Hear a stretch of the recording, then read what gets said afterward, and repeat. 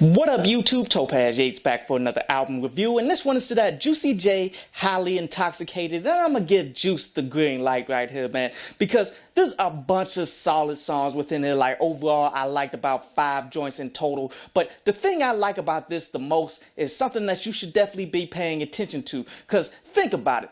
How many people have actually paved a lane for a particular type of music and then actually was still hot enough to be on a label and still dropping music for people to go out there and cop and all of that while that brand of music evolved and all of that? You feel me? Like, he actually is sitting back watching his whole style that him and 3 6 Mafia grew from back in the day become like the hottest brand of music that's out there in the game, even though they had their moment and shined really bright a long time ago. It's just the game has flipped and came back to him, and he's still relevant enough to eat off of it. And you know, there's only but a few people that you can point at and say actually did that. Like, I would say Jay-Z, Gucci Mane, who you all know he went to jail and such, man, but then came out, and all these people that he was associated with, all of them got put on and started changing music. Like, he had a direct hand in how music changed. And then you can look at somebody like Dr. Dre, who the Chronic and the Chronic 2001 and projects even before that, it ultimately sculpted the whole West Coast, and he still came out with that album Compton, and I still don't think Dr. Dre is done to this point, man. So this doesn't happen very often. It does happen though, and you can tell by the features and how well these individuals work with Juicy J in order to realize, okay, this upcoming generation just naturally has chemistry with him because he built this music. Like when you're looking at Slim Jimmy from Ray Shamard is up on here, when you're looking at XX Tentacion, in which that just fits so well. When you look at ASAP Rocky, and that really works as well. And then Cardi B, even though that wasn't one of my favorite songs that she did up on here, man, ultimately, you can all see that this was going to happen. I mean, she's like the ratchet queen out there for everybody who actually know who Cardi B is or how she came up in the game and all that. And then Juicy J been on that ratchet music for quite some time. It's only natural that they came together and did something. But let's go ahead and break down these individual songs that I really enjoyed off of this, man. Starting with that Highly Intoxicated, the title song for this project. As what I really liked about it is starting with that production, where this is one of the few songs that Juicy J has been doing some production on. Like, he's starting to go back into the production realm, which I really enjoy. He still got it, even though these weren't like his best beats, but yet they still work for him. As there's no core concept here, he's really just spitting, and I wish this is something that this current generation would have taken and continued to run with it, that you can be lyrical and be on trap music as well. As Juicy J is saying things like he got all of this ice on him like he's Sub-Zero. Like, that was cool for those of you who don't know Sub-Zero being from Mortal Kombat, and like it's a character in a fighting game where his whole gimmick is to shoot ice out and freeze people, and he's pretty much comparing that to the jewelry and all of that he got, which that was cool. Not quite potent punchline or anything like that, much like most of his punchlines, but yet it shows that he makes attempt, and that's something that most people these days really just don't do. As he's also saying how this chick, she doesn't pray, but yet she get on the knees for him, in which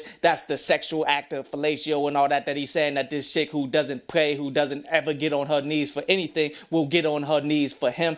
That was pretty cool, even though it's been done a whole bunch of times. But my favorite line that he said here wasn't like a potent punchline, but he said that he got the game from the government, how come through and shoot and kill everybody and steal everything that you have. And that's just real talk right there that people have to actually acknowledge. See, the federal government, most gangster of them all, you dig? Like, that's how the whole West was colonized and all of that. Like, a lot of people think that it was cowboys and all of that came and took over all the Indian land and all that. Well, nah, it was the government who came through and kicked all of the Indians and kicked everybody off of their lands, and then the invention of air conditioning is really what colonized the West. My next favorite song is That Ain't You, and this is another thing that I wish that this current generation of trap rappers would have taken. And all this is pretty much talking about the consequences of individuals' actions and such. Like, he loves to talk about, you know, being ratchet and being drug dealing and taking pills and all that, but he'll also hit you with the consequences for these actions. As the whole basic concept of this song is talking about about individuals like trying to fake and portray something that they're not, and saying that I know you're not that because you're not ready for these consequences that's about to hit you. As he's talking about, you know, people that's stunting on IG for these women, talking about people that's pretending to be drug dealers, pretending to run off on the plug and all of that, people who's trying to pretend to be gangbangers and all of this, man. Like, if you try to pretend to be all of this, eventually people who are living that life is going to catch up to you and expose you for the fraud that you are. Some consequences can come with that, you dig? And here's just the real thing that I tell rappers all the time.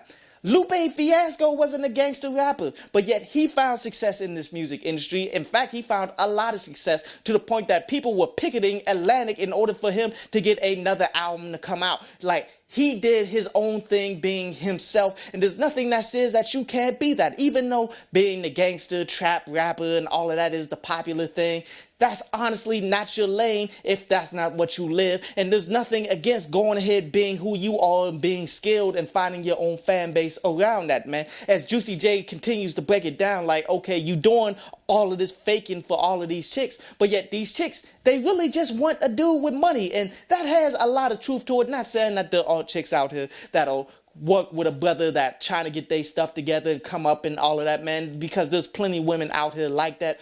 But in the end, what a woman actually wants is somebody that they can feel safe around, somebody that can provide for them. And if you got some money, then honestly, you can have a lot of these chicks out here. So it makes no sense for you to pretend to be something else to get money to have these chicks, when you can go out there and be yourself and make money and still get these same chicks that you've been wanting from the beginning. My next favorite song is that Call My Lawyer, and I like this for a bunch of reasons, but the main one is the message here. Because if you ever get caught up in anything, whether you did it or you didn't, the best thing you can do is just shut up and tell them, I want my lawyer.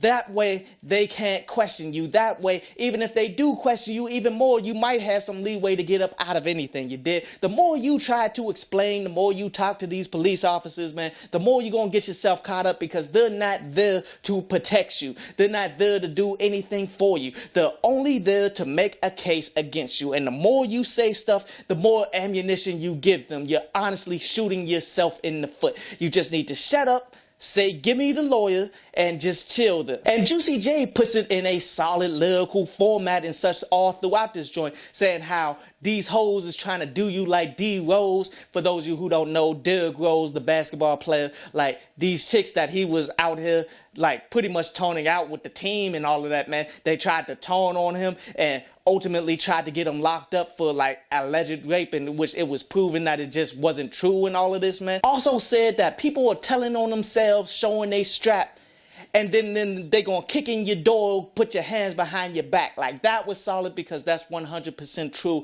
what's happening in this music industry right now, or happening in life, because people trying to get this Instagram fame, they just want to show guns, show this illegal activity, show all of this stuff so they can get some street cred all through Instagram, in which they don't realize, in which I guess you should realize by now, that the police is watching your every move when it comes to online. Like, people are actually following you just so they can drop dimes on you, man. So the more you talk, the more you go ahead and do all this ignorant stuff for the camera, ultimately you setting yourself up for failure, and they'll come through and arrest you. My next favorite song is that Watch the Money Fall. Even though I can't really stand behind the whole concept of what they're trying to talk about here, because honestly, this is just tricking off here, and it makes sense, because when you get Rick Ross and Juicy J together in the same track, man, then honestly, it's going to get us to that level. And I mean, even though it's like that, but when Juicy J says, play me some pimpin', usually that means he's about to give you one of the best beats off the entire track, which is exactly what happened here. And it was an interesting train of thought that he had, like, okay, I'm not going to these strip clubs anymore, I'm just calling up these chicks and they coming back to the place, which that's smart thinking right there. That actually can help you save a little bit more money, and the chicks will actually keep all of that money 100. As the lyricism wasn't that great, but it wasn't all bad either. Like, they both actually killed themselves on this one. I'm not including Project Pat here because he only had a brief moment. How Rick Ross said that he's blowing smoke, got everything smelling like a salad bar, in which that's interesting because, you know, nothing about smoke smells like a salad bar, but he's honestly talking about weed and the comparison to weed with grass and all of that, like everybody tends to make. Like, that was interesting in a comical way, but it wasn't like a super potent bar. Wow, when you look at Juicy J, he said that his money is longer than jump ropes and all that. Again, that was comical, but yet it wasn't a potent punchline at all. But yet it was enough to make this one go ahead and carry over to the fact that I did actually enjoy this one. And the last song that I actually want to talk about, it wasn't one of my super favorites, but yet it was quality enough to be listed here, and it's that What Did I Do? As he's ultimately talking about, okay, all he did in his life was hustle, get his way up, try to do good by other people. He really didn't actually go out and do anything negative to anybody. So how is it that he getting so much hate? And this is just some real talk right here. It doesn't matter how much good you do for individuals. It doesn't matter how much people pretend that say they love you and all of this, man. The reality of it is people just gonna hate on you just because. Even as you're just trying to do better for you and your family and look out for whoever's around you and all that, man, in the end, people will hate on you regardless. So you're better off just doing yourself, man. And I'm not saying go out there and hate on other people and just go ahead and crap on the community and all of that, man. Just don't even focus on anything. Just focus on what you need to do and just ignore all the hate as you go. But overall, a solid project right here, man. I definitely enjoy the fact that, okay, this is him showing this generation how it needs to be done, and people should listen to him because he's the godfather of this generation, whether they listen to him or not. But I do feel as though it could have been stronger. That's why I'm giving this joint, man, a 7 out of 10. But a quick recap here, man, the positives that I'm taking from this, it's an overall solid joint. But the negatives that I'm taking from this is it definitely could have been stronger. Like, I only like 5 songs out of the 18, so I feel as though the consistency should have been much better on here too. But it's a overall good project that I definitely recommend you to go ahead and download. I hope you enjoyed the show. You can follow me at Twitter up there, and you can go to downloadpads.com, that's down there, to read today's article.